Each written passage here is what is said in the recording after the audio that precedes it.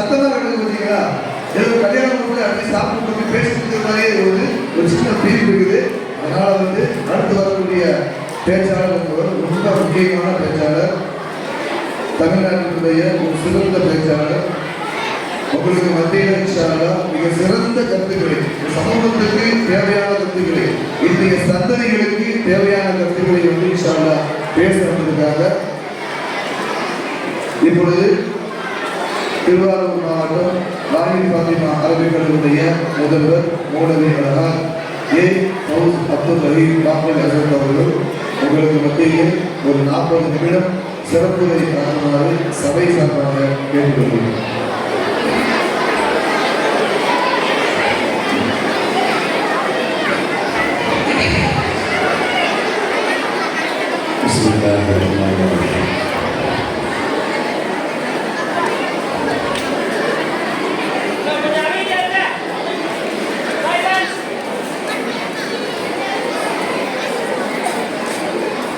எல்லோருடைய பதிலையும் எதிர்பார்த்து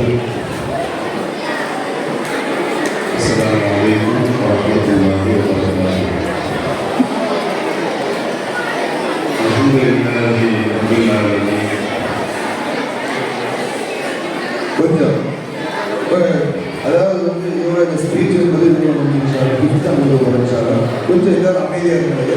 யார் யாரெல்லாம் நிற்கிறீங்களோ எல்லாருமே ஒரு இடத்துல கொஞ்சம் உட்கார்ந்துட்டீங்கன்னா கூட ரொம்ப சந்தோஷமாக இருக்கும். ஏன்னா வயிற்றினுடைய பணிகள் முடிஞ்சு போச்சு. வயிற்றினுடைய பணி முடிஞ்சு போச்சு. இனிமேல் நைட்டு 10 மணிக்கு உண்டான பணிகள் தயாராகிட்டு, வயிற்றுக்கு உண்டான பணிகள் அது இன்ஷால்லா நம்ம போகும்போது பார்த்து கொடுப்பாங்க. யாரும் நிற்க வேண்டாம், யாரும் பேச வேண்டாம். தயவு செய்து எல்லோரும் அமைதியாக நடத்த அனைவரும் தாழ்மையோடு கேட்டுக்கொள்கிறோம். அல்ஹம்துலில்லாஹி ரப்பில் ஆலமீன். عدد خلقه ورضا نفسه وزنة عرشه ومداد كلماته. اللهم رب الخير والكرام ورب المشعر الحرام ورب البيت الحرام ورب الكل والمقام. أبلغ بسيدنا ونبينا وشيخنا محمد صلى الله عليه وسلم من السلام تحية وسلاما. الصلاة والسلام عليك يا سيدي يا رسول الله. خذ بيدي قلة حيلتي أدركني يا شفيع المذنبين. اللهم ألهمنا مراشد أمورنا وأعذنا من شرور أنفسنا. اللهم يا حق انصرني على எல்லாம் அல்லாஹ்வின் மகத்தான கிருபையினால்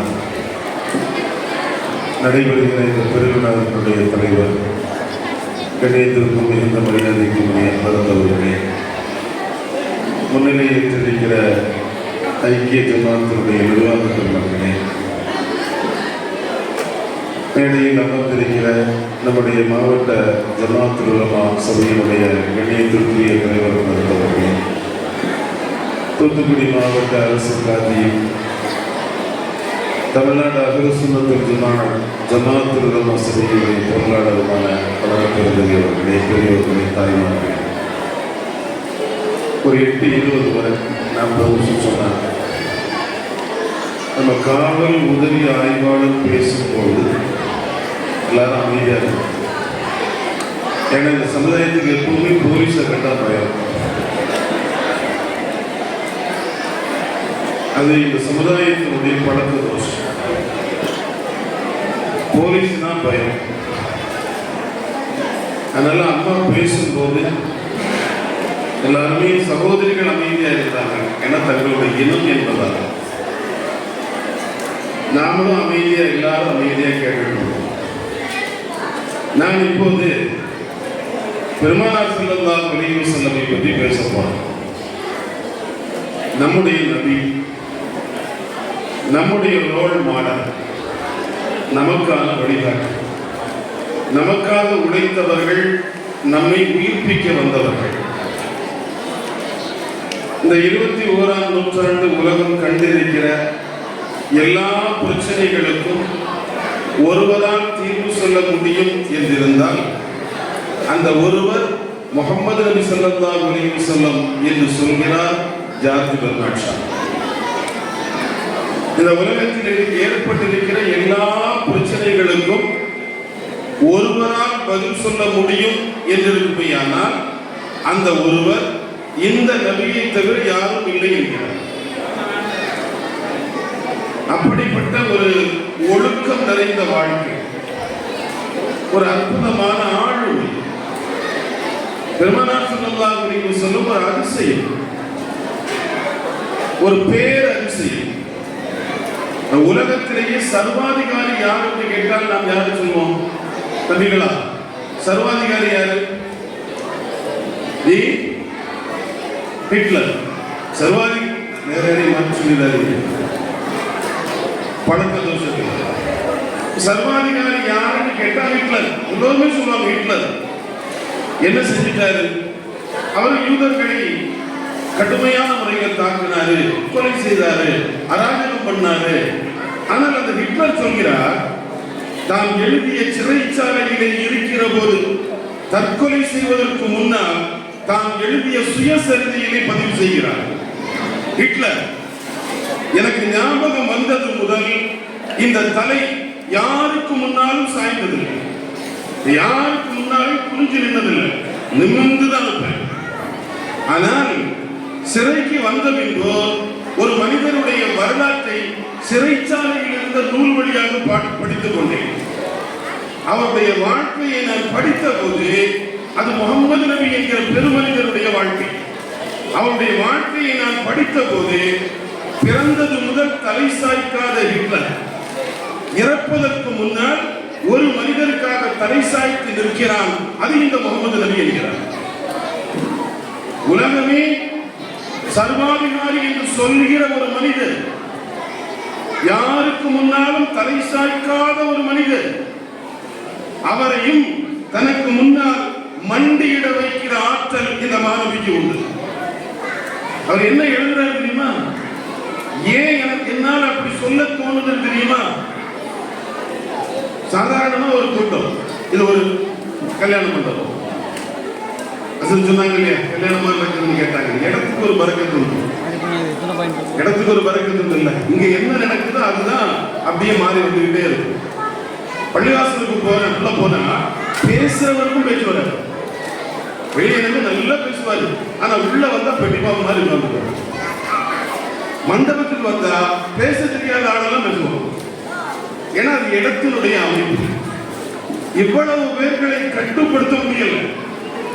ஹிட்லர் சொல்கிறார், அந்த முகமது நபி ஸல்லல்லாஹு அலைஹி வஸல்லம் வாழ்க்கையில் ஒரு முறைதான் ஹஜ்ஜுக்கு சென்றார்கள். அவங்க செஞ்சது ஒரு ஹஜ்ஜு தான். அந்த ஒரு ஹஜ்ஜில் 8ல மினால இருந்தாங்க, 9ல அரஃபாவுக்கு வந்தாங்க, 10ல முஸ்தலிஃபாவுக்கு போனாங்க, திரும்பவும் மினாவுக்கு வந்தாங்க. மினாவில் கல்லடிச்சாங்க, முடியெடுத்தாங்க, இஹ்ராம் கலட்டினாங்க, மதீனாவுக்கு வந்தாங்க. வாழ்க்கையில் செய்தது ஒரு முறைதான், ஹஜ்ஜென்று செய்தது ஒரு முறைதான். ஆனால் இத்தனை நூற்றாண்டுகள் கடந்த பின்பும் 20 லட்சம் பேர் ஹஜ்ஜுக்கு போறாங்க. அந்த 20 லட்சம் பேரும் ஒரே ஆடையில ஒரே நேரத்துல ஒரு காரியத்தை எல்லோரும் ஒழுங்கா செய்யறாங்க. யாரும் இங்க போ அங்க போ, எந்த போலீஸ் அதிகாரிகளும் ஆயுதங்கள் அவர்களுடைய கையில இல்ல, அவர்களுடைய கைகள்ல லத்திகள் இல்ல, அழுத்தமான வார்த்தைகள் இல்ல. ஹாஜ் ஹாஜ் ஹாஜ் ஹாஜ் ஹாஜ் ஹாஜ், இதை தவிர வேறு எந்த மிரட்டல் வார்த்தையும் அவர்களிடத்தில் இல்லை. ஆனால் எந்த அசம்பாவிதங்களும் ஏற்படாமல் 20 லட்சம் பேர்களும் ரோபோக்களை போல சுற்றி சுற்றி வருகிறார்களே, எப்படி சாத்தியமாயிற்று? ஒரு 1400 ஆண்டுகளுக்கு முன்னால் இந்த உலகத்தில் பிறந்து வாழ்ந்து மறைந்து போன ஒரு மாமனிதர் ஒரு முறை செய்த காரியத்தை 1400 ஆண்டுகளுக்கு பின்னால் 20 லட்சம் பேர்கள் ஒரு இடத்தில் இவ்வளவு ஒழுங்காக செய்கிறார்கள் என்றால் அந்த மாமனிதர் எப்பேற்பட்டவராக இருக்க வேண்டும். எனவேதான் ஆட்சி அதிகாரத்திலே இருந்த ஹிட்லர் சொல்கிறேன், முதலாக அவருக்காக நான் தலை சாய்க்கிறேன். இப்படி சர்வாதிகாரிகளை தன்னுடைய நடைமுறைகளால் மண்டியிட வைத்தவர்கள் பெருமானார் ஸல்லல்லாஹு அலைஹி வஸல்லம். இப்படிப்பட்ட ஒரு பேர் ஆளுமையுடைய உம்மத்து நாம். நமக்கென்று சுய கட்டுப்பாடு உண்டு. ஒவ்வொரு இடங்களுக்கான ஒழுக்கங்களை சொல்லிக் கொடுத்த மாணவி. பெருமானார் ஸல்லல்லாஹு அலைஹி வஸல்லம் வார்த்தெடுத்த சம்பவம் எப்படி இருந்தது? மஸ்ஜித் நபவி பள்ளி உள்ள 2 பேர் பேசிட்டு இருக்கிறாங்க. ஒரு 2 பேர் பேசிட்டு இருக்கிறாங்க. உமர் ரலியல்லாஹு ஆட்சி உள்ள வர்றாங்க, 2 பேர் உட்கார்ந்து பேசிட்டு இருக்கிறாங்க. நம்மளா இருந்தா என்ன சொல்லுவோம்? அறிவில்லை, பள்ளிக்குள்ள வந்து பேசிட்டு இருக்கிறேன், வெக்கமா இல்லை, இத்தனை வயசாச்சு, எத்தனை தடவை சொல்லிட்டேன், நாம பள்ளிக்குள்ள வந்து பேசிட்டு இருக்கோம். அவரு பேசிட்டு இருக்காருங்கிறத கண்டிக்கிறதுக்காக நாம பள்ளிக்குள்ள சத்தமா பேசிட்டு இருக்கோம். மறுதியெல்லாம் வெளியே வந்து பள்ளிக்கு வெளியே நின்று ஒரு பேரிச்சம்பழத்தினுடைய கொட்டையை எடுத்து உள்ள பேசிட்டு இருந்த ஒரு ஆள் மேல விட்டு எரிஞ்சாங்க. அது பட்ட உடனே அவர் திரும்பினார், இப்படின்னா வெளியே வாங்க. 2 பேரும் வெளியே வந்தவங்க கேட்ட கேள்வி என்ன தெரியுமா? மன் அந்துமா, நீங்க 2 பேரும் எந்த ஊருன்னு கேட்டாங்க. என்ன அர்த்தம் தெரியுமா?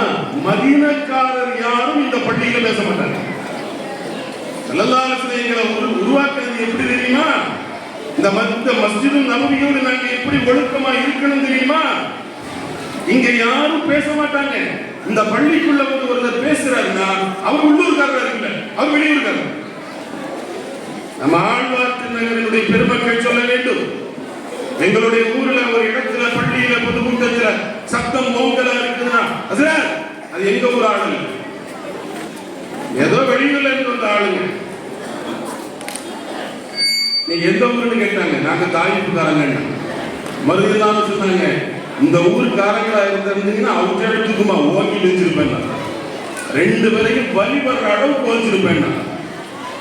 வெளியிலையா பேசுறீங்க? இப்படி ஒரு ஒழுக்கத்தை கற்றுக் கொடுத்து அடுத்த தலைமுறையை வார்த்தெடுத்தவர்கள் பெருமானார் ஸல்லல்லாஹு அலைஹி வஸல்லம். என்ன ஆளுமை! இந்த உலகத்தில் இன்றைக்கு முஸ்லிம் சமூகத்திற்கு எதிராக என்னென்ன சதிகள், என்னென்ன மிரட்டல் துணிகள் நடக்குது என்பதெல்லாம் அசருக்கு பின்னால, மக்ரிபுக்கு முன்னால கடைசியாக பேசிய ஒரு சமூக ஜமாஅத்துடைய தலைவர் மூலமாக நாம் கேட்டோம். ஒரு இஸ்லாமிய ஆட்சியினுடைய ஒழுக்கம் எப்படி இருக்கும்? உமர் ரலியல்லாஹு காலம் இமாம் பைஹகி சுனனுல் குப்ரால பதிவு பண்றாங்க. அந்த ஆட்சியில ஜனாதிபதிக்கு ஒரு தகவல் வருது. தகவல் என்ன அப்படின்னா, இந்த ஊர்ல, இந்த தெருவுல, இந்த இடத்துல ஒரு பெண்ணு அவங்க கொஞ்சம் ஒழுக்கம் இல்லாம இருக்கிறாங்க.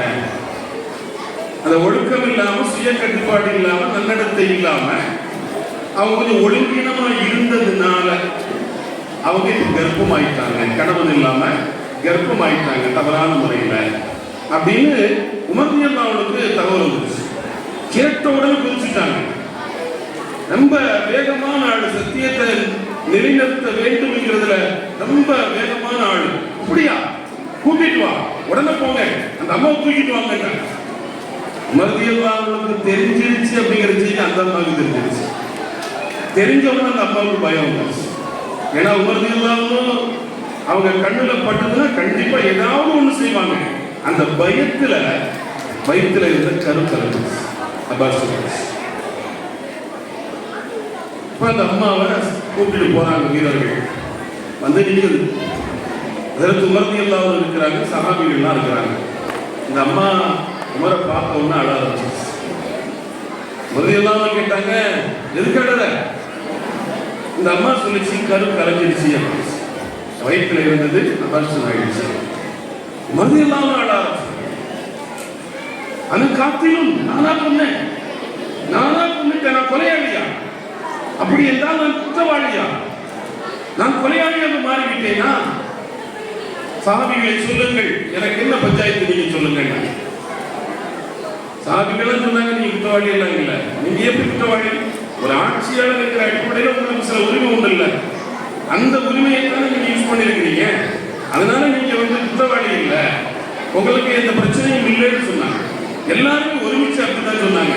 அலி ரலியல்லாஹு அன்ஹு பதிலே சொன்னாங்க. உமர் ரலியல்லாஹு சொன்னாங்க, நீங்க மௌனமா இருக்கிறத பார்த்தா ஏதோ ஒன்று இருக்குது. அலி மாதா தகுலு பி ஹாதிஹில் மஸ்அலா, இந்த விஷயத்துல என்ன சொல்றீங்கன்னு கேட்டாங்க. அலி ரலியல்லாஹு சொன்னாங்க, அமீருல் முஃமினீன், இவங்க எல்லாரும் உங்களை புரிவிக்கிறதுக்காக சொல்றாங்க, உங்களை சாந்தப்படுத்துறதுக்காக சொல்றாங்க, உங்களை சமாதானப்படுத்துறதுக்காக சொல்றாங்க. ஒரு தலைவர் அவரை நம்ம மெச்சணுமே, அவருடைய பாராட்டுதலை பெறணுமே அப்படிங்கிறதுக்காக பேசுறாங்க. சுருக்கமா சொன்னா ஜாவரா போடுறாங்கன்னு சொல்லலாம். ஆனால் நான் அப்படி சொல்ல மாட்டேன். அலைக்கிய தீயத், நீங்க நஷ்ட ஈடு கொடுத்தா. ஒரு உயிரை கொன்னா அந்த கொல்லப்பட்ட குடும்பத்துக்கு என்ன நஷ்ட ஈடு கொடுக்கணும்னு மார்க்க சொல்லுதோ அது நீங்க கொடுக்கணும். அதாவது 100 கொடுக்கணும். ஏன் தெரியுமா? அறிவியலான அடுத்து சொல்றாங்க, ஒரு ஆட்சியாளருக்கு குடிமக்களோடு நடப்பதற்கு ஒரு முறை இருக்கு. அந்த முறையோடு தான் நடக்கணும். முறை தவறி மிரட்டும் துணியில பேசக்கூடாது. உங்களுக்கு இந்த மிரட்டும் துணியை யார் அதிகாரம் தந்தது? நடத்த கெட்டவங்க தான், தப்பு செஞ்சவங்க தான். ஒரு பெண்ணிடத்தில் எப்படி பரிமாற வேண்டும் என்கிற ஒழுக்கம் உங்களுக்கு தெரியாதா? ஆட்சியும் அதிகாரமும் கையிலே இருக்கிறது என்பதற்காக வன்முறையான நடைமுறைகளை நாம் தோற்றுவித்து விடக் கூடாது. நம்முடைய நம்மை உருவாக்கிய பெருமானார் ஸல்லல்லாஹு அலைஹி வஸல்லம் சாந்த சொரூபி. குற்றங்களை வெறுத்தார்களே தவிர குற்றவாளிகள் இருக்கல்ல. குற்றங்கள் கூடாது என்று சொன்னார்கள், குற்றவாளிகள் நேசிக்கப்பட வேண்டும் என்று சொன்னார்கள். அதனால நீங்க நஷ்டஈடு கொடுக்கணும்னு சொன்னாங்க. மதியெல்லாம் எழுதி சொன்னாங்க, அவனு ஆக்கதா, நானும் அப்படித்தான் முடிவு பண்ணேன். என் நினைப்பும் அப்படித்தான். நான் தப்பு பண்ணிட்டேன். ஒரு குடிமகன் விஷயத்தில் நாட்டை ஆளுகிற ஜனாதிபதி ஒரு மிரட்டல் துணியான வார்த்தையை சொல்லக்கூடாது என்கிறது இஸ்லாமிய சட்டம். இந்த நடைமுறையை சஹாபிகளுடைய சமூகத்திற்கு தந்து வைத்தவர்கள் பெருமானார் ஸல்லல்லாஹு அலைஹி வஸல்லம். நாம் பின்பற்றுகிறோம் அல்லவா? எங்களுடைய நபி என்று சொல்கிறோம் அல்லவா? அந்த நபியின் திருமுகம் காண வேண்டும் என்று 1500வது மீலாதிலே இருக்கிற நமக்கு கூட எண்ணம் தோன்றுகிறது அல்லவா? அப்படி என்றால் அந்த மாணவியினுடைய பேராண்மையினுடைய புனிதம் எப்படி இருந்திருக்க வேண்டும்? எப்படி சஹாபிகள் இப்படி கட்டுண்டு கிடந்தார்கள்? ஸல்லல்லாஹு அலைஹி வஸல்லம் நடைமுறை யதார்த்தமான வாழ்க்கை, வித்தியாசப்படுத்தாத வாழ்க்கை, சஹாபிகளுடைய நல்லது கிட்டத்தில் கலந்திருக்கிற வாழ்க்கை. ஒரு சமூகத்தினுடைய தலைவர், ஒரு ஜமாத்தினுடைய தலைவர், ஒரு மஹல்லாவினுடைய தலைவர், ஒரு குடும்ப தலைவர், ஒரு இல்லறத்தை வழிநடத்தக்கூடிய பெருமனிதர், இப்படி எல்லா துறைகளிலும் வந்து நின்று எல்லாத்திலையும் முதன்மையானார். முஸ்லிம் ஷரீஃப்ல வருது, ஒரு தெருவில் போறாங்க. அங்க ஒரு சஹாபி ஆட்டை அறுத்து அந்த பேரிச்ச மரத்துல கட்டி உரிச்சிட்டு இருக்கிறாங்க. அந்த ஆட்டை உரிக்கிறாங்க. அந்த இடம் கொஞ்சம் ஸ்மெல் இருக்குங்களா? நம்ம கறி பிடிக்கும், ஸ்மெல் பிடிக்கும். பெருமானார் ஸல்லல்லாஹு அலைஹி வஸல்லம் அந்த வழியா போனாங்க. அவங்க போன நிறுத்தாங்க. இல்லை அப்படின்னு நிறுத்தணும். தான் போட்டிருந்த சட்டையை கலந்துக்கிட்டு அந்த உரிக்க தொங்க விடப்பட்ட ஆடு, அந்த ஆட்டினுடைய கறிக்கும் தோலுக்கும் நடுவுல கேப் இருக்குமில்ல குத்துறதுக்காக, அதுல அப்படி இழுத்துட்டு கையை விடுவாங்க. ஹதீஸ அறிவிக்கிற அனுசரதி எல்லாம் சொல்றாங்க, ஸல்லல்லாஹு அலைஹி வஸல்லம் அக்குள் வரையில் உள்ள போய் அதை நல்லா குத்துனாங்க. குத்தி தோல்ல கறி ஒட்டாத அளவுக்கு உடம்புல இருந்து தோலை கலக்கினாங்க. கலட்டி மொத்தமா எடுத்து அந்த தோழரை கொடுத்து அவங்க கையில கொடுத்துட்டு சொன்னாங்க, இப்படிதான் உரிக்கணும், இப்படிதான் உரிக்கணும். என்ன உரிக்கிறேன்? இந்த ஆடு உரிக்கணும் என்கிற இந்த தொழிலை எங்க போய் படிச்சாங்க? இல்ல இதெல்லாம் அது ஒரு 2-3 பேர் தான் செய்யணும். இதெல்லாம் நமக்கு சம்பந்தம் இல்லாத வேலை. ஒதுங்கலையே, எதுவும் எனக்கு சம்பந்தம் இல்லாத வேலை இல்லை. ஏன்னா அவரும் என் உம்மத்துல ஒரு ஆள், அவரு என் உம்மத்துல ஒரு ஆளு. அவருக்கு இன்னொரு வழிகாட்டியாக வரமாட்டார். நான் தான் வழிகாட்டி. நான் எல்லாத்தையும் சொல்லிதான் ஆகணும். சொல்ல வேண்டிய நிலையில தான் ரப்பி என்னை அனுப்பி இருக்கிறான். எனவே நீங்கள் சாதாரணமாக நினைக்கும் காரியங்களை கூட நான் உங்களுக்கு செய்து காட்டுவேன். அப்படி ஒரு பேர் ஆளுமையை அல்லாஹ் எனக்கு தந்தது. அதனுடைய விளைவும் சஹாபிகள் அப்படியே கற்றுக்கொள்கிறார். எனக்கு உண்மையிலே நீங்க தந்த தலைப்பு, வாட்ஸ்அப் மூலமாக தந்த தலைப்பு, ஈமானிய பிடிமானம் கொண்ட குழந்தைகள் உருவாக தாய்மார்களின் பங்களிப்பும் நிர்வாகிகளின் பங்களிப்பும். ஆனா அஸ்ர் கொள்கையில இருந்து மற்ற விஷயத்தை தான் நாம கேட்டுக்கிட்டே இருக்கோம். அதுல மீனாது பெருவிழான்னு ஒண்ணு இருக்கு இல்லையா? அதனாலதான் அந்த தலைப்புக்குள்ள யதார்த்தமா அருமையான அசமசி ரோமம் மாமார்கள் கவனமா கேட்கணும். அசமசி ரோமம் 70 சஹாபிகளை கண்ணால பார்த்த மனுஷன். தாபியீன்கள்ல பிரபல்யமான ஆள். எல்லா வகையான இஸ்லாமிய கலை ஞானமும் கிடைக்கப்பட்டவர். இத்தனைக்கும் ஹசன் பஸ்ரி யாரு? ஒரு கைதி பெண்ணினுடைய மகன், ஒரு அடிமை பெண்ணினுடைய மகன். ஒரு உம்மா நினைச்சா ஒரு பிள்ளையை எங்க கொண்டு வந்து நிறுத்த முடியும்? ஹசன் பஸ்ரி ஒரு அடிமை பெண்ணினுடைய மகன். அவங்க பேரு ஹைரா, அவங்க அம்மா பேரு ஹைரா, அம்மா ஹைரா. ஹைரா அம்மா உம்மு சலமா ரலியல்லாஹு அன்ஹாவுடைய வீட்டுல அடிமையா இருந்தபோது, உம்மு சலமா அம்மா ரசூலுல்லாஹ்வுடைய மனைவி. உம்மு சலமா ரலியல்லாஹு அன்ஹாட்ட அடிமையாக இருந்த ஹைராவுடைய மகன் தான் ஹசன். அவங்க மதீனால தான் இருந்தாங்க. பஸ்ராவுக்கு வந்த பின்னால் தான் ஹசன் பஸ்ரி மாறினார். பஸ்ராவை சார்ந்த ஹசன் நபி மாறினார். ஆனா பிறப்பு மதீனா தான். உம்மு சலமா ரலியல்லாஹு அன்ஹாட்ட ஹைரா அம்மா போய் ஹதீஸ படிப்பாங்க, அடிமை ஹதீஸ படிப்பாங்க. படிச்சுட்டு வந்து பிள்ளை ஹசனை கூப்பிட்டு உட்கார வச்சு தான் படிச்ச ஹதீஸை எல்லாம் ஹசன் பஸ்ரி சொல்லி கொடுப்பாங்க. சொல்லி கொடுத்துட்டு பிள்ளைய தூக்கிட்டு உம்மு சலமா அம்மாட்ட வருவாங்க. அம்மா அம்மா, இது என் பிள்ளை அம்மா, பாப்பா இல்லாத பிள்ளை, பாப்பா இல்லாத பிள்ளை.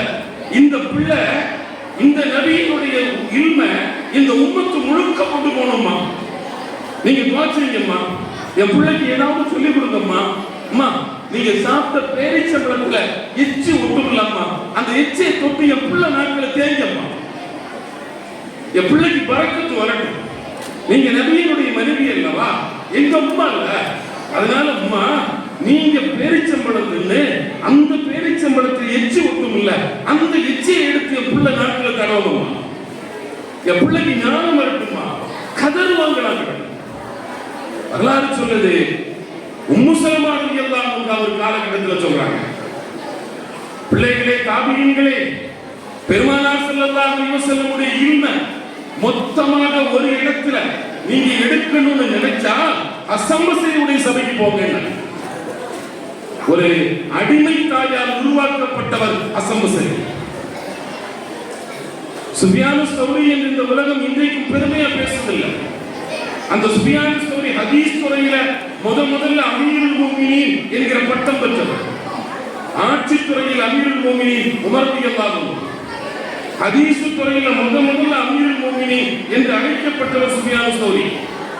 அந்த சுஃபியானு ஸௌரியுடைய உம்மா பாப்பா சின்ன வயசுல மௌத்தா போயிட்டாரு. தச்சி தறித்தொழில் நெசவு தொழில் செய்யக்கூடியவங்க. நெசவு தொழில் செய்யும் போது பிள்ளை சுஃபியான மடியில போட்டுக்கிட்டு அந்த தறியை ஓட்டுவாங்க.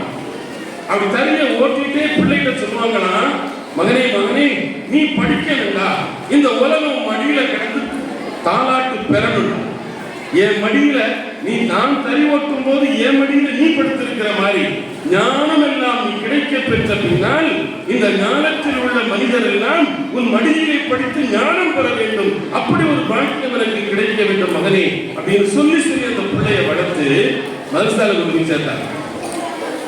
ஒரு மதரசால பிள்ளையை சேர்த்துட்டா அந்த உம்மாவுடைய மனநிலை எப்படி இருக்கணும்?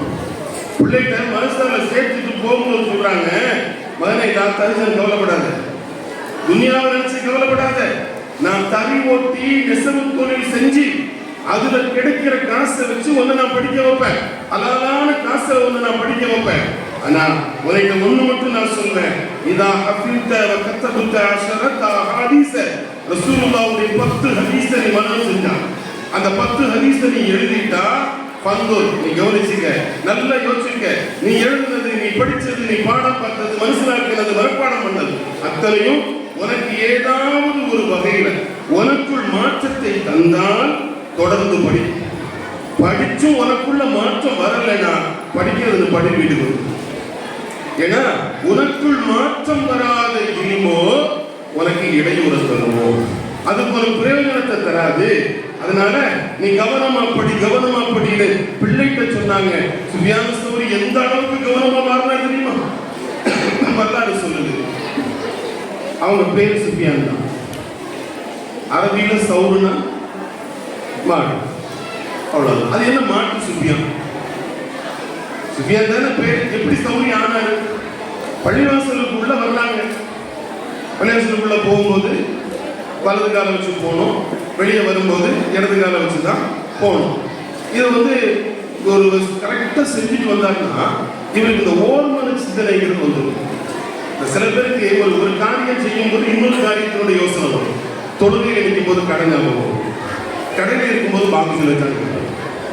இது எதுலையுமே ஒழுங்காக கரெக்டாக இருக்க மாட்டாங்க. எதுல இருந்தால் ஒரு 3-4 குழப்பம் வந்துக்கிட்டே இருக்கும். ராத்திரி சாப்பிட்டுட்டு இருப்பாரு, ஏதாவது கடைகளுடைய கணக்கை மறுபடியும் வச்சுருவார். அதாவது எதுலையும் நினைச்சு நிற்க மாட்டாங்க.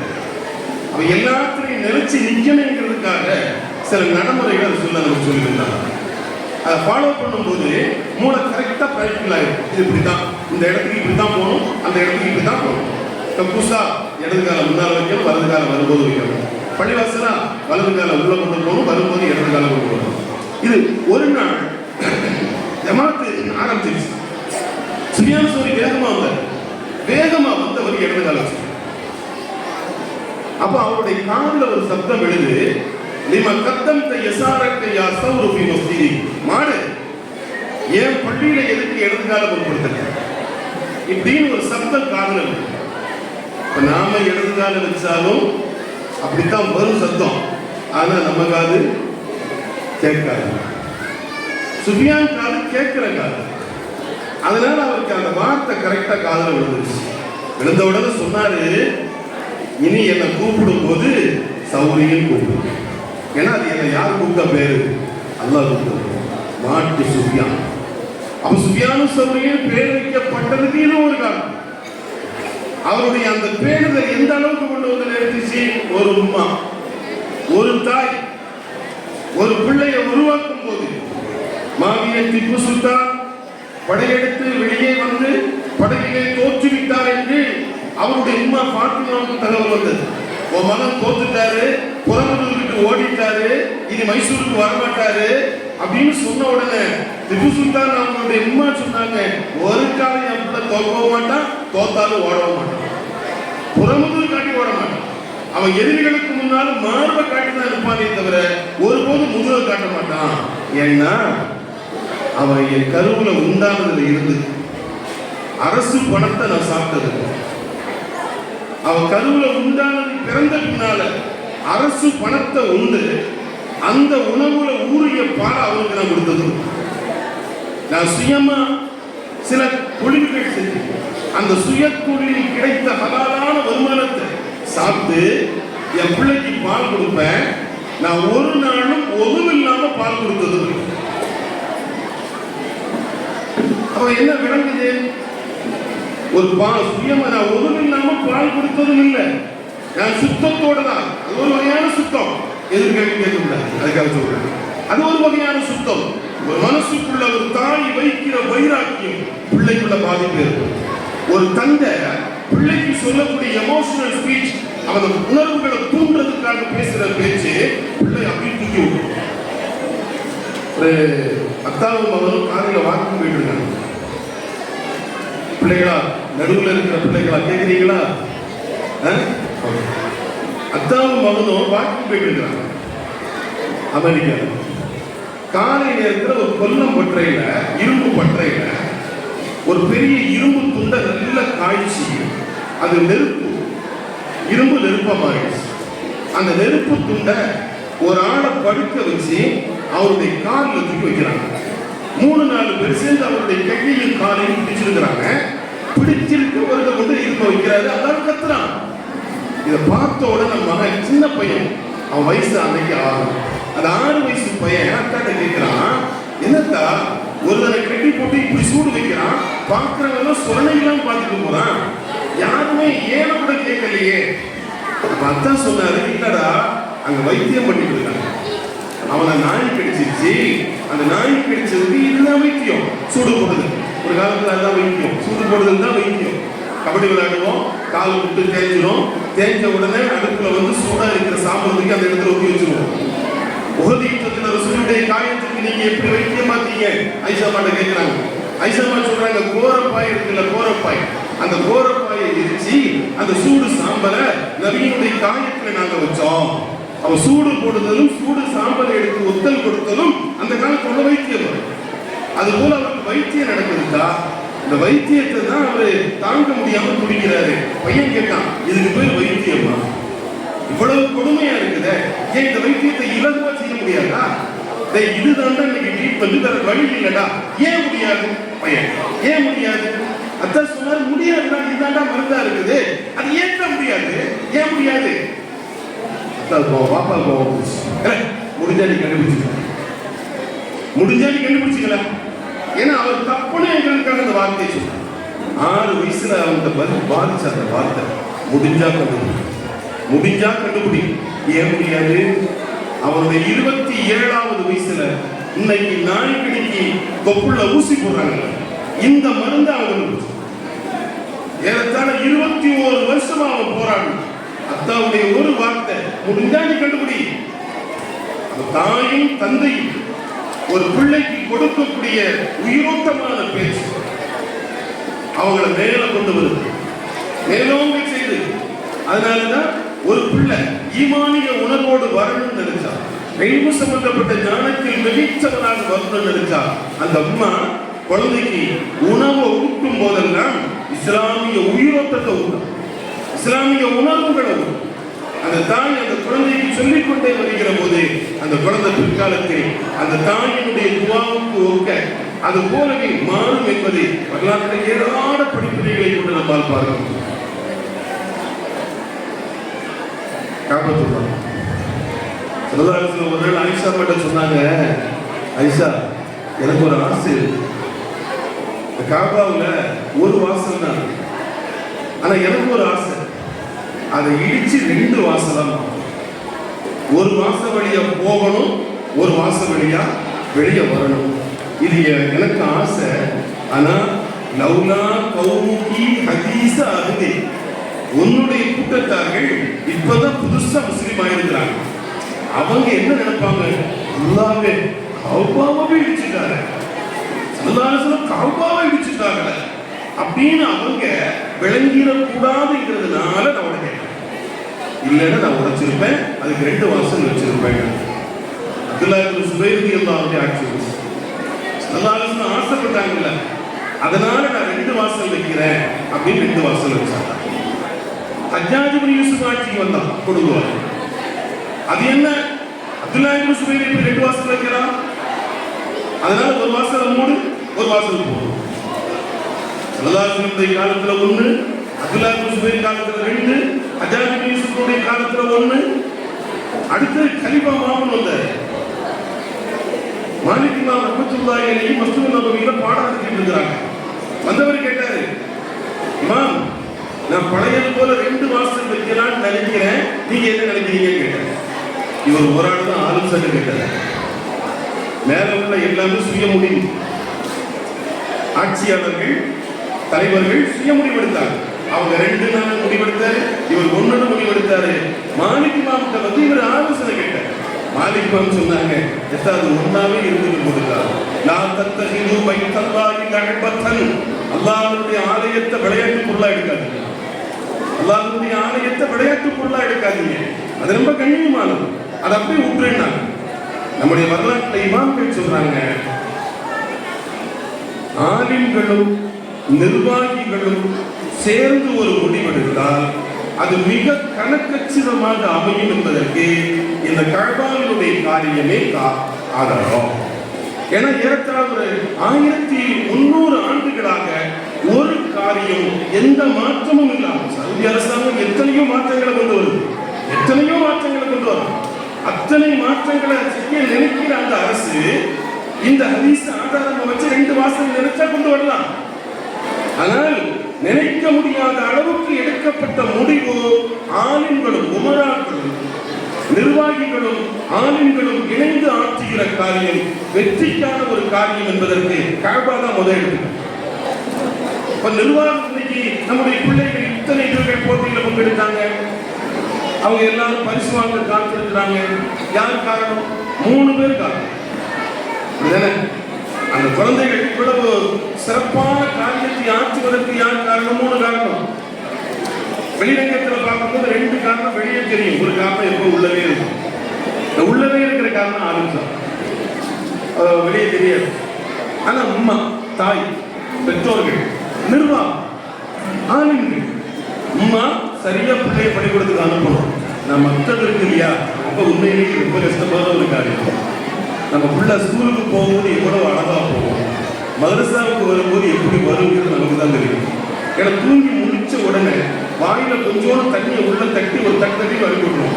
வேகமா ஸ்கூல் வேக வந்து சீக்கிரம் வந்துடும்.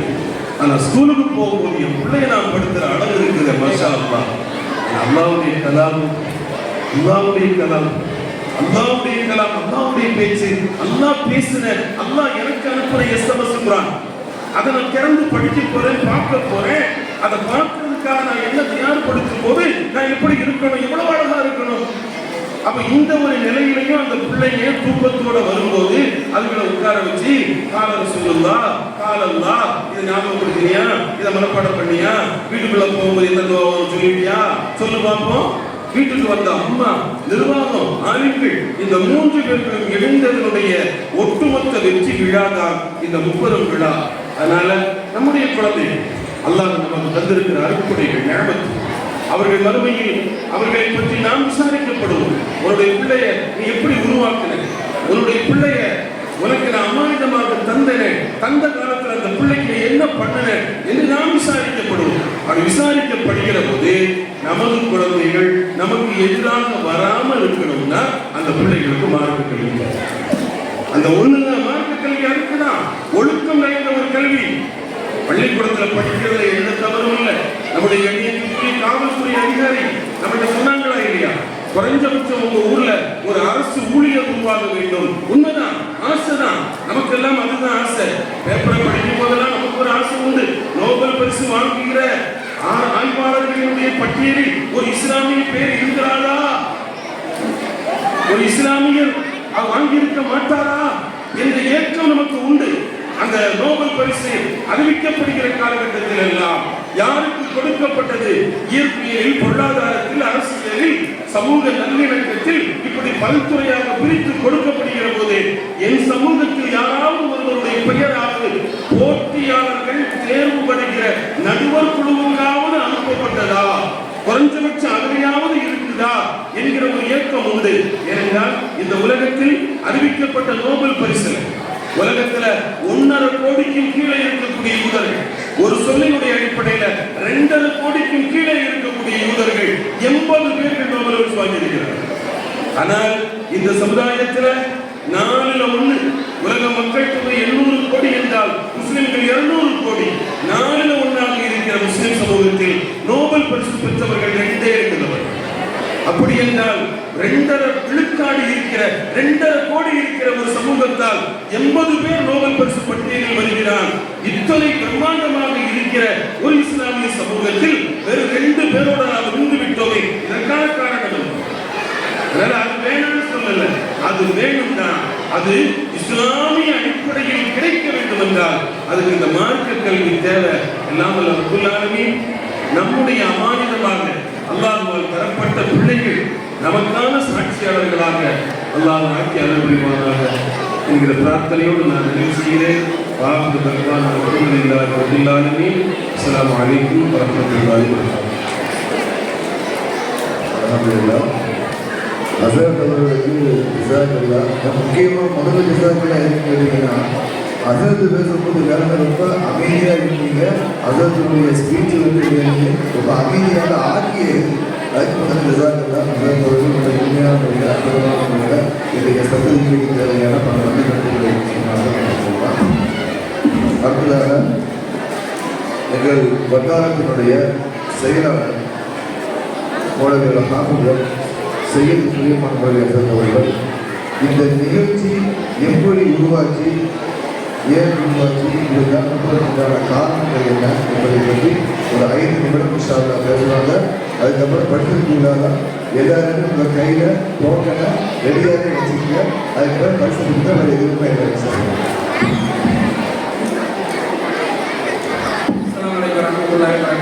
மாணவ மாணவர்களே, சார் வந்து வட்டார செயலாளர் நிகழ்ச்சிக்கு பின்னணி உள்ள பல உழைப்புகளையும் மத்தியில் சொல்லுவாங்க. சொன்னால் தான் எவ்வளோ பெரிய கடினமான சூழ்நிலைக்கு பிறகு இந்த மாதிரியான ஒரு நிகழ்ச்சி நாம் காண்கிறோம் என்று நீங்கள் விளக்கிக் கொள்ள முடியும்.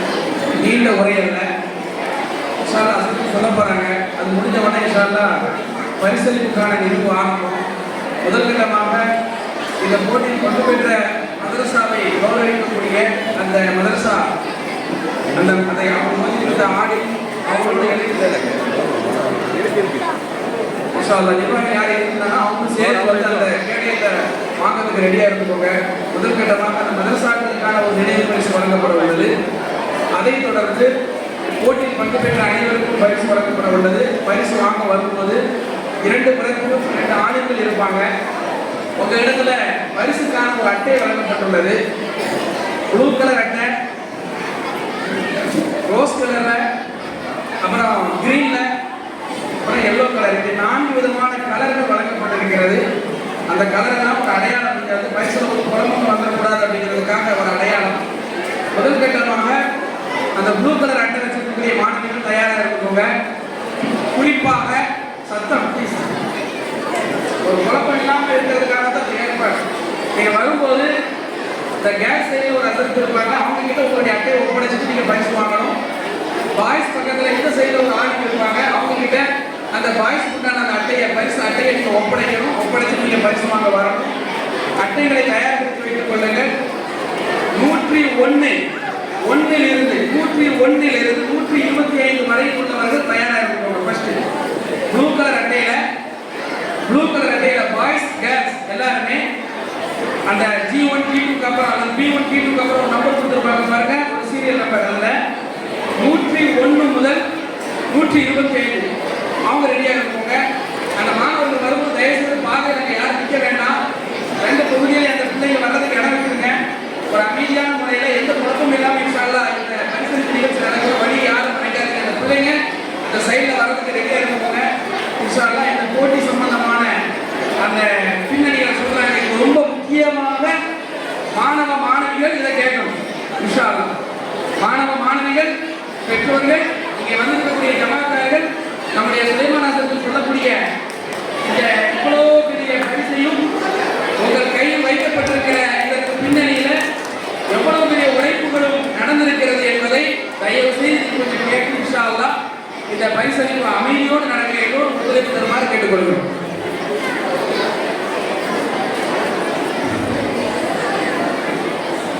அஸ்ஸலாமு அலைக்கும் வரஹ்மத்துல்லாஹி வபரகாத்துஹு. அல்ஹம்துலில்லாஹ் வணக்கம். அல்லாஹ் ஒருவனுக்கே வலிதாகட்டுமாகலாமே. நம்முடைய நாயகம் ஸல்லல்லாஹு துஆ பரக்கத்தை கொண்டு 5 நிமிஷத்தில் இன்ஷா அல்லாஹ் முடிஞ்சதுக்கு பிறகு பரிசு அனைவர்களும் அமைதி காலம். 5 நிமிஷம் என்னை பேச சொல்லியிருக்கிறாங்க. ஆனால் இதனுடைய முழு நாட்கள் என்பது 3 மாதம். 28/6/2025 இதனுடைய நியத் வைத்து ஆரம்பிக்கப்பட்டது. கிட்டத்தட்ட 97 நாள் இதில் பாடுபட்டிருக்காங்க. யார்? வட்டார உலமாக்களும் நிர்வாக பெருமக்களும் ஜமாத்தார்கள் அனைவரும், குறிப்பாக வட்டார உலமாக்கள். அடுத்ததாக 97 நாளில் குறிப்பாக இந்த கடந்த 1 மாதம், இந்த 11வது மாதத்தில் என்ன நடக்குகிறது என்று சொன்னால், தெற்காத்தூரில் வச்சு எக்ஸாம் நடந்தது. அந்த தெற்காத்தூர் ஜமாத் அழகான முறையில் செஞ்சாங்க. இன்முகத்தோடு எங்கள் மதரசா மாணவ மாணவிகளையும் சரி, ஆலிமுக பெருமக்களையும் சரி, அனைவர்களையும் வரவேற்று அந்த தேர்வை அழகான முறையில் நடத்தி தந்தாங்க. அதுக்காக இந்த சபையில் கசாபுத்தான் சொல்லிக் கொடுக்கிறோம். மேலும் அம்மா தெற்காத்தூர் அம்மா பொருளாதாரத்திலே பறக்க செய்வானாக. இது போன்று எண்ணற்ற நிகழ்வுகளை அம்மா அந்த பகுதிக்கு நடத்துவதற்கான வாய்ப்பை கொடுப்பானாக. அடுத்ததாக இப்போ 16 தேர்வு முடிஞ்சிருச்சு. அதற்கு முன்பதாகவே ஆலோசனைப்பட்டதுதான் பரிசளிப்பு தான் எங்கே வைக்கணும். அப்போ பரிசளிப்பு விழா நடக்கணும் அல்லவா, எங்கே வைக்கணும்? அப்போ பரிசளிப்பு விழா ஏறலை தாண்டி நடத்துறதா, ஏறலை எந்த பக்கம் நடத்துறதா என்றால் பேசப்படுகிற பொழுது அல்ஹம்துலில்லாஹ் ஆழ்வார் திருநகரி அழகிய பெருமக்கள், அல்ஹம்துலில்லாஹ் நிர்வாக பெருமக்கள், அதனுடைய தலைவர் அப்துல் காதர் லாபிர் என்பவர்கள் அழகான முறையில் இமாம் அகது காட்சி சொல்லுகின்ற பொழுது அல்ஹம்துலில்லாஹ் செய்யும் ஒரு ஒற்றை வார்த்தை தான். அந்த ஒற்றை வார்த்தையினுடைய பலன் தான் அல்ஹம்துலில்லாஹ் இங்கே இவ்வளவு பேர் கூடியிருக்கிறோம். அவங்க சொன்ன அந்த ஒற்றை வார்த்தைகளை யோசிக்கணும், பார்த்துக்கணும். எப்படி? ஏன்னா பொருளாதாரம் பார்க்கின்ற பொழுது எப்படியும் 2க்குள்ள செலவாகும். அவ்வளவு பெரிய பொருளாதாரத்தை அவர்கள் இணைத்துக் கொண்டிருக்கிறார்கள். அப்போ தலைவர் அப்துல் காதர் அவர்கள் அழகான முறையில் சொன்னாங்க, செய்வோம், ஒன்றும் பிரச்சனை இல்லை சார், இரவு பகலாக மீட்டிங் நடக்கப்பட்டது. இப்பொழுதும் அந்த பள்ளிவாசலுடைய தலைவர்கள் இருக்கிறார்கள், பொருளாளர் இருக்கிறார்கள், செயலாளர், வாலண்டியர்ஸ், அந்த இந்த ஊர் மக்கள் எல்லாம் வெளியே சுற்றி திரிந்து கொண்டிருக்கிறார்கள். இன்னும் குறிப்பாக சொல்லணும்னா சென்னையிலிருந்து இதுக்காக என்ன செய்கிறாங்க, சில குடும்பங்கள் இந்த நிகழ்வுக்காக ஈடுபட்டு வந்திருக்கிறாங்க. என்ன காரணம், எங்க ஊரில் நடக்கக்கூடிய இந்த நிகழ்வை நாங்கள் சிறப்பாக நடத்தி காண்பிப்போம். யாருக்காக வேண்டி, மாணவ மாணவிகளை இன்பத்தோடு வரவேற்போம். ஏன்னா இஸ்லாமியர் என்பவர் விருந்தாளியை வரவேற்பார், இன்பத்தோடு வரவேற்பார், இன்பத்தோடு அவரை வழி அனுப்புவார். அந்த முறையில் அனுப்பினால் இந்த கடைசி பரிசளிப்பதாக ஆழ்வார் பின்னர் எடுத்துக்கொண்டது இவ்வளவு சிறப்பாக நடந்து கொண்டது. நேரத்தை நடந்தது 12 மணி வரைக்கும் இங்கே கூட்டம் நடத்தப்பட்டது. இதே மண்டபத்தில் சரி, பள்ளிவாசலே சரி, இதே பேசப்பட்டது. 12 மணி வரைக்கும் வாரண்டி இந்த நிர்வாக பெருமக்களும் முடித்துக் கொண்டிருந்தார்கள். இன்னும் தூங்கலை, இதுவரைக்கும் ஒன்றும் தூங்கலை. இனி இந்த நிகழ்ச்சி முடிந்ததற்கு பிறகு சந்தோஷம் மகிழ்ச்சியா தூக்கம் வராது. என்ன காரணம், அவ்வளவு சிறப்பான முறையில் ஆழ்வார்த்தினரை மக்கள், ஜமாத்தார்கள், வாலிபர்கள், நிர்வாக பெருமக்கள், கமிட்டி உறுப்பினர்கள், குறிப்பாக இந்த மதரசாவுடைய நிர்வாக பெருமக்கள், பெண்கள் அனைவருக்கும் ஒத்துழைச்சிருக்காங்க. இந்த சார்ந்த இந்திய நான் சொல்ல வருவதை செய்கிறேன் என்று சொன்னால், குறிப்பாக என்னுடைய மசோரான போடுவோம், ஆலோசனை போட்டோம். 6 முறை ஆழ்வார்த்தினர் நடந்தது. 6 முறை ஆழ்வார்த்தினர் அழகான முறையில் விமர்சித்தாங்க. அடுத்ததாக அம்மாநிலத்தில் ஒரு கூட்டம் நடத்தணும், கேமராபாத்தில் 2 கூட்டம் நடத்தணும், குறும்பூர்ல ஒரு கூட்டம் நடத்தணும், தெற்காத்துல ஒரு கூட்டம் நடத்தணும், பொதுக்குழு கூட்டம், ஏரத்தையும் ஆழ்வார்த்தையும் நடத்தணும். ஆக 14 இடத்துல இதற்காக மீண்டும் உழைப்பு செய்யப்பட்டது. வட்டார நிர்வாக பெருமக்களும் சரி, அனைத்து வட்டாரத்தினுடைய ஆணை பெருமக்களும் சரி. சரியா சொல்லணும்னா சிறியோண்ட வட்டாரத்தில் 34 பள்ளி, 34 பள்ளியில 54 ஆணை பெருமக்கள். அந்த 54 ஆணை பெருமக்களை தாண்டி ஆணை மக்கள் அனைவரும் உழைப்பு செஞ்சாங்க. அதிலும் குறிப்பாக ஆழ்வார்த்தினுடைய பெண்கள், தாய்மார்கள் அழகான முறையில் பொருளாதாரம் கொடுத்திருக்கிறாங்க. அழகான முறையில் அனைத்தையும் இருக்கிறாங்க. கால நேரம் அனைத்தும் கொண்டிருக்கிறார்கள். இந்த நிர்வாக பெருமக்கள் கமிட்டி போட்டதில் அனைவரும் தாராளமாக முன்னுதல் செய்கிறார்கள். இதில் முடிவில் செய்தி என்ன தெரியுமா, அழகான முறையில் எல்லாத்தையும் வச்சு பரிசீலிக்கலாம் நேரத்தில் இருக்கிறோம். இதில் கவனமாக கவனிங்க. இன்ஷா அல்லாஹ் என்ன செய்தி தெரியுமா, தேர்வில் இந்த செய்தி சொல்லக்கூடாது என்றாலும் நான் ஞாபகப்படுத்த வேண்டும். ஏன்னா இதை தொடராக வருஷம் நாங்கள் நடத்த முயற்சி பண்ணியிருக்கிறோம். இன்ஷா அல்லாஹ் அதுக்கு நீங்கள் அனைவருக்கும் ஒத்துழைப்பு தருவீர்களா? ஒத்துழைப்பு தருவீர்களா? அதுக்கு முன்மாதிரியாக இன்ஷா அல்லாஹ் இந்த வருஷம் தேர்வு எழுதின நபர்களில் 160 பேர்ல 18 பேர் 190 எடுத்திருக்காங்க. 160 பேர்ல 18 பேர் 160, 18 பேர் தான் 100 எடுத்துக்கிறாங்க. அந்த 18 பேர்ல 100, அந்த 18 பேர்ல எனக்கு என்ன வருத்தம், நாங்கள் ஆடியன்ஸ் சார், ஆண் மக்கள். ஆனால் ஒரு ஆண் மகன் கூட அதில் இல்லை. 18 பேர் பெண்கள், 18 மாணவிகள், 18 சப்ஜெக்ட் சொல்றாங்க. ஏன்னா உலக சார்ந்த படிப்பிலையும் சரி, 10th 12th பேப்பர் எடுத்து பார்த்தா மாணவிகள் தான் கட்டுவாங்க, கடத்தில் முடிஞ்சிருப்பாங்க. அதை போன்று மார்க்கை கட்டி நாங்கள் தான் அடுத்ததாக 99 பார்க்க சொன்னால் 4 மாணவர் 2 மாணவிகள். அடுத்து 99 2 மாணவிகள், 99ல் 7 மாணவர்கள். ஆக மார்க்கில் எந்த முறையும் இல்லை. நாங்கள் இப்போ பரிசு கொடுப்பதனுடைய நோக்கம் பரிசை வச்சுதான் மார்க் கொடுத்து என்பதாக அல்ல. இது முதலாம் ஆண்டு. இன்ஷால்லா அடுத்தடுத்த ஆண்டுகாலம் இன்னும் சிறப்பாக செய்ய இருக்கிற உங்களுடைய ஒத்துழைப்பு காரணமாக எப்படி தெற்காத்துறை ஆண்டு ஆழ்வார்த்தினர் மக்கள் பொருளாதாரத்தை கொட்டி கொடுத்தாங்க. இது அல்லாமல் எல்லா நபர்களுக்கும் 34 ஸ்ரீமன்ற வட்டாரத்தினுடைய அனைத்து மஹல்லாவுடைய தலைவர்கள் பெற்றிருக்கிறார்கள். அவர்கள் தான் எங்களுக்கு கதாநாயகர்கள். அவர்கள் ஒத்துழைப்பு இல்லாமல் சாத்தியமே கிடையாது. ஏன்னா சும்மா வசூல் பண்ணணும், தபால் கொடுக்கணும்னா செய்யுங்க சார், எங்க பிள்ளைங்களுக்கு என்பதாக உத்தரவு கொடுத்தாங்க. அடுத்ததாக மாணவ மாணவிகள் அழகான முறையில் படித்தாங்க. 45 நாள் தான் கொடுத்தோம். 45 நாளில் தரம்பட படித்து 100 எடுத்துக்கிறாங்க, 99 எடுத்துக்கிறாங்க, 99 எடுத்துக்கிறாங்க. குறைவே கிடையாது. அழகான முறையில் முன்மாதிரியாக இருக்கிறார்கள். அதை ஊக்குவித்த பெற்றோர்மார்கள், ஆசிரியர்கள், உஸ்தாத்மார்கள், ஆலிமார்கள், அல்லாஹ் ரப்பல் ஆலமீன் இந்த மஜ்லிஸை பொருந்தி கொள்வானாக. ஆமீன். இது போன்று மென்மேலும் தொடராக நடத்தக்கூடிய பாக்கியத்தை அல்லாஹ் இந்த ஊருக்கும் சரி, ஏழை ஊருக்கும் அல்லாஹ் தந்த புரிவானாக. பரிசு வாங்க, இன்னும் பரிசு கொடுக்கக்கூடிய இருக்கக்கூடிய அனைவருக்கும் அதிகமாக துவா செய்யுங்கள். குறிப்பாக இந்த உறுப்பின் பெற்றார்கள் அனைத்து மகத்தார்களுக்கும் அதிகமாக துவா செய்யுங்கள். இன்னும் உழைத்துக் கொண்டிருக்கிறார்கள். வெளியே வாழ்க்கை பேரே நிர்வாகத்துடைய கமிட்டி உறுப்பினர்கள், தாய்மார்கள் அனைவருக்கும் வேலை செய்து கொண்டிருக்கிறார்கள். குறிப்பாக என்னுடைய அழைப்பு ஏற்று வந்த வெகு தூரத்திலே எங்க திருவாரூர் மாவட்டத்தில் நான் படித்த அந்த ஊருக்கு பக்கத்தில் வந்திருக்கிறார்கள். அடுத்ததாக தூத்துக்குடி மாவட்ட அரசு காட்சி அதிகமாக நம்ம மீது கவனம் செலுத்தக்கூடிய விஜயபுரமான உஸ்தாத் இருக்கிறார்கள். அடுத்ததாக மாவட்ட தலைவர் முகமது அசர், ஷேக் முகமது அசர் எப்போ நாங்கள் கூட்டம் போட்டாங்க என்னுடைய பங்களிப்பு எப்படி கொண்டாட சொல்ல முடியாது. அடுத்ததாக பெருமக்கள் அனைவருக்கும் அல்லாஹ் அமீன் உடல் ஆஃபியத்திற்குரிய நீண்ட ஆகிய அல்லாஹ் ரப்பல் ஆலமீன் புரிவானாக. ஆமீன். அல்லாஹ் ரப்பல் இந்த மஜ்லிஸை பொறுத்து கொள்வானாக. வாஹித் தாவானா அல்ஹம்துலில்லாஹி ரப்பில் ஆலமீன். அஸ்ஸலாமு அலைக்கும் வரஹ்மத்துல்லாஹி தஆலா வபரகாத்துஹு.